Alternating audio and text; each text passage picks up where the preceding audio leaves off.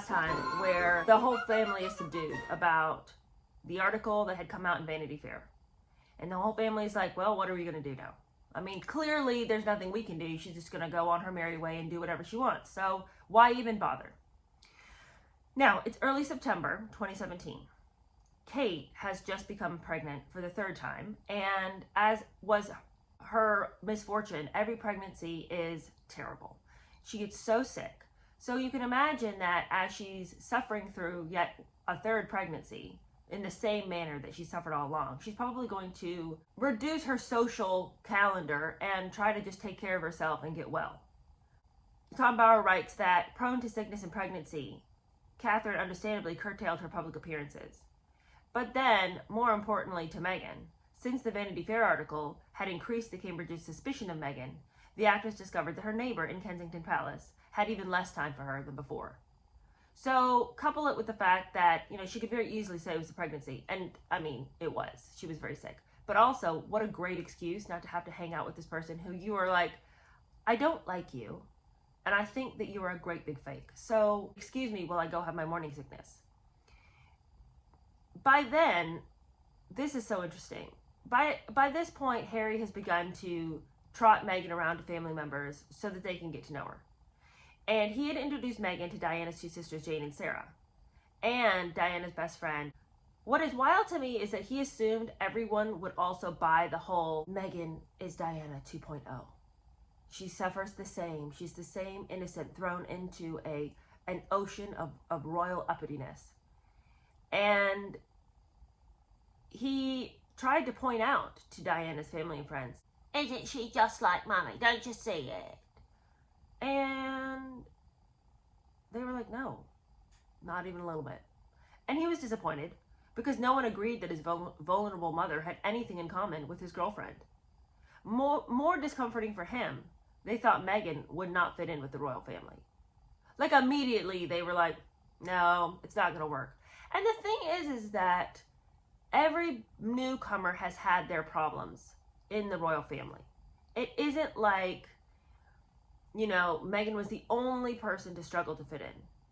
Sarah Ferguson had her troubles. Diana had her troubles.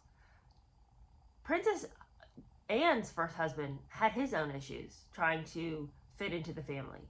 The Middletons had also suffered some hostility from different people in the palace who thought maybe that they weren't good enough to be there, and William had to have some words.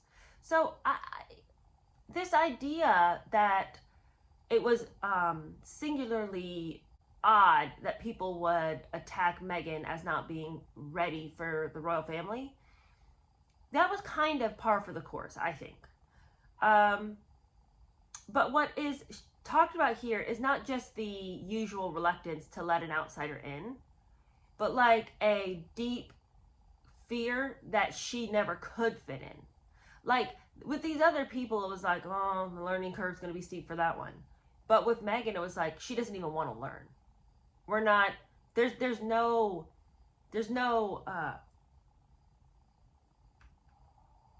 excitement about what's ahead for her here. It's just more like, how is she going to lead us by the nose? But she's not willing that she should have to learn anything. Diana's brother, Charles Spencer, weighed in on this whole situation with Meghan. William had asked him to, please use your wisdom. You've been married 3 times. Could you please speak to my brother about choosing a wife wisely? And he did weigh in. And he cautioned his nephew to consider his haste towards marriage. But his advice just provoked bitterness in Harry. And who would be surprised? Harry's bucked authority since day one. And he, as I've said many a time, loves this fight. It just feels like such a, he and Meghan together, sit there and whisper to each other about how they're going to be the good the world needs. And this to him feels like the reality of that. Here he is being the good the world needs. So Harry says later, when he was reflecting upon the whole thing, that he knew, oh, this is going to be really hard. Nobody wants Meghan. Nobody wants Meghan probably because she's half black. A bunch of racists is what they are. But on top of the problems with, the teeming racists within his family, he was also really worried about insufficient money if they got married. Now this is wild to me, okay? Because he got $1.5 million a year. Okay, that's not, billionaire status. But for the regular person, and even the unregular person, even the upper middle class, it'd be like, 1.5 million, you put that in a couple of wise investments, considering the fact that you don't have to pay for your housing, you don't have to pay like bills. I mean, that's just like play money. Okay, so $1.5 million. You can't make a life for you and your wife. He's concerned he's not going to be able to provide for her on a level that she's accustomed to at $1.5 million.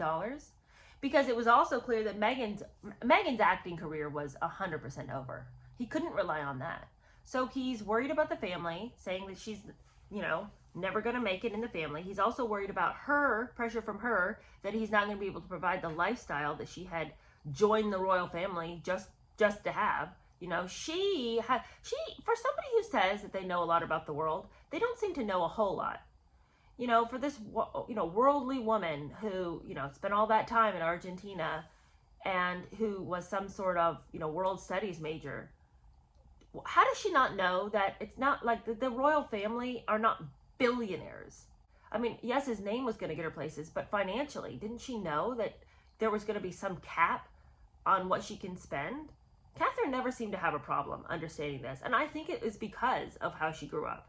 Like, the money that Meghan spends on clothes, we'll get into that a little bit today.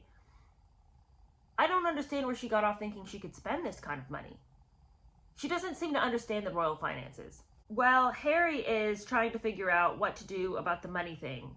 Meghan is coming out, letting people know that no, she's not going to go back to acting. Actually, the reason I'm not going to is I just need a more meaningful career. I need something that is all about the good of humanity.